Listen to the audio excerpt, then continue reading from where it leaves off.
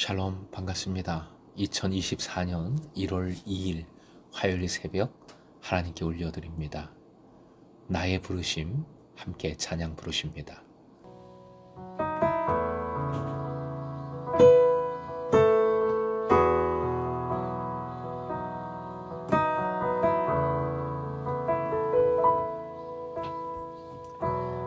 나의 부르심 나의 영원한 소망 예수님의 영상을 담는 것 나의 목적 나의 높은 부르심 세상을 뒤로 하고 주 위에 사는 것 덮으소서 주 거룩한 품에 품으소서 이곳이 나 속한 곳 오 예수 이끄소서 주 얼굴 보기 위해 은밀한 곳으로 내가 나아갑니다.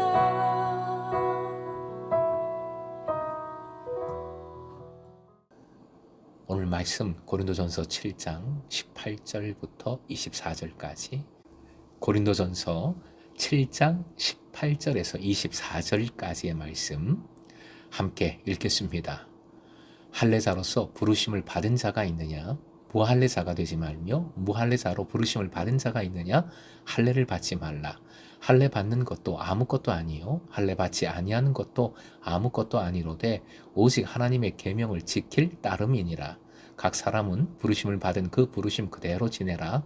내가 종으로 있을 때에 부르심을 받았느냐? 염려하지 말라. 그러나 내가 자유롭게 될 수 있거든 그것을 이용하라.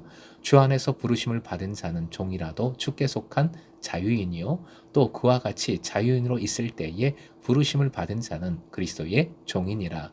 너희는 값으로 사신 것이니 사람들의 종이 되지 말라. 형제들아 너희는 각각 부르심을 받은 그대로 하나님과 함께 거하라. 오늘의 기도 제목 내 삶이 부르신 자리인 줄 깨달아 소망이 넘치게 하소서. 내 삶이 부르신 자리인 줄 깨달아 소망이 넘치게 하소서. 바울 사도는 앞 단락에서 취급한 결혼의 문제를 벗어나 이제부터는 이방 세계에서 사는 믿음의 사람들이 그리스도인들이 지닌 사회적 신분에 대한 말씀을 논합니다.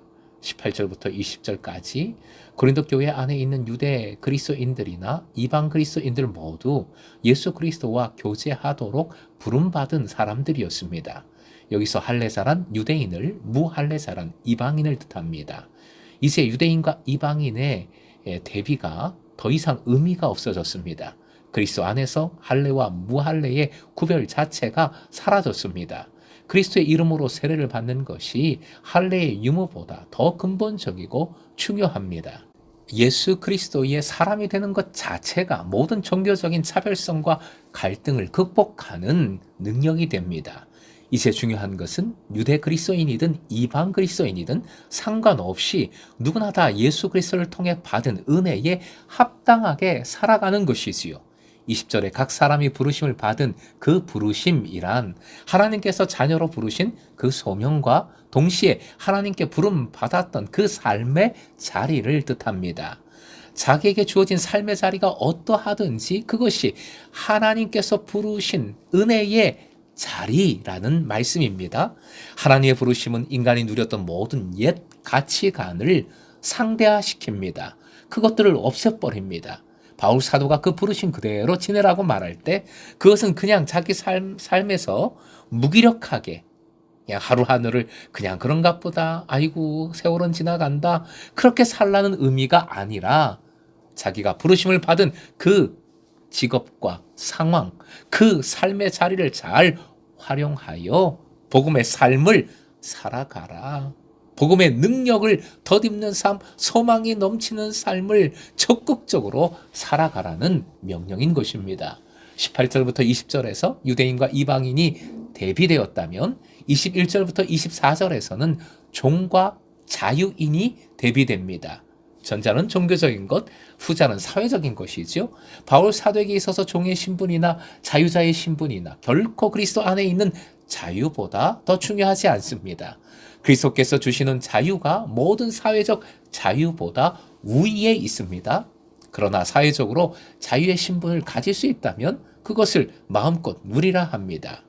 고린도 교인들은 여러 계층의 사람들로 구성되어 있었죠. 부유하고 영향력 있는 사람들로부터 가난하고 종된 사람들에 이르기까지 다양했습니다. 그래서 때로는 부딪혔고 때로는 한쪽이 소외되기도 했고 분쟁, 분파가 생겨나기도 했지요. 하지만 그들은 이제 모두 그리스도 안에서 하나님의 은혜에 참여한 사람들이 되었습니다. 모두 사회적 신분에 상관없이 신앙 안에서 다 자유자가 되었습니다. 그러므로 교회 안에서 그 어떤 사회적 경제적 차별성으로 말미암은 문제들이 발생해서는 안 됩니다. 바울 사도에게 있어서 명백한 것은 그리스도를 통해서 하나님의 부르심을 받았는지 안 받았는지의 여부가 이 세상의 신분 상태보다 훨씬 더 우선합니다. 예수 그리스도에게 속한다는 것은 한편으로는 세상의 사회적 신분을 극복하는 자유의 길을 걷는 것임과 동시에 다른 한편으로는 주님의 뜻에 순종하는 종의 길을 가야 함을 의미합니다. 23절은 이 모든 것이 이루어진 근본적인 이유를 말해주지요. 예수 그리스도께서는 친히 십자가에 자기 생명을 바쳐 그들을 샀습니다. 그들을 값을 치르고 사신 것이지요. 그러므로 그리스도인은 세상의 어떤 세력으로부터도 그것이 죄와 죽음, 사회적 경제적 차별성이든 상관없이 이제 근원적으로 자유한 사람이 되었습니다. 은혜로 자유자가 된 것이지요. 24절은 본문 앞 17절이나 본문 20절의 반복적인 표현입니다. 무엇보다 중요한 것은 하나님의 부르심에 있습니다. 그리고 가장 중요한 강조 문구는 화형 보시고 함께요. 하나님과 함께. 한 번 더요. 하나님과 함께. 바울은 종의 해방이나 사회적인 혁명을 말하고 있는 것이 아니지요. 하지만 인간의 진정한 본질, 곧 하나님과 함께 사는 삶을 찾아가는 새로운 길, 그것이 혁명이지요. 그 혁명을 말하고 있는 것입니다.